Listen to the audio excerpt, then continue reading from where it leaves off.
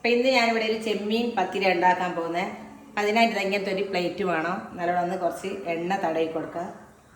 ഇതിലേക്ക് നമ്മളിതാ അരി അരിച്ച മാവ് നല്ലോണം പരത്തി കൊടുക്കുക. ശേഷം ഇതിലേക്ക്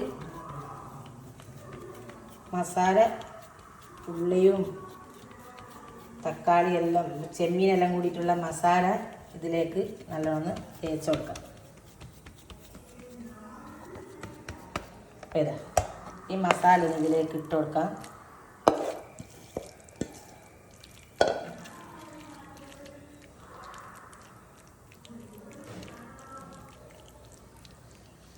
എല്ലായിടത്തും നല്ലോണം മസാല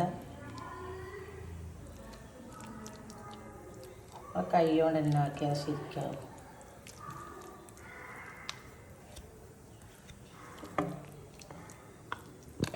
ഇതാ ഇങ്ങനെ പരുത്തി എടുത്തിട്ട് അരി അരച്ചതപ്പോൾ ഈ നല്ല റൗണ്ടിൽ ഇതിൻ്റെ മേലെ ഇത് വെച്ചെടുക്കാം. ഇത് നമുക്ക് ആവിയിൽ നല്ലോണം വേവിച്ചെടുക്കാം. ഇത് റെഡിയായി. വേവിച്ച് കഴിഞ്ഞതിന് ശേഷം ഇത് വരട്ടെ.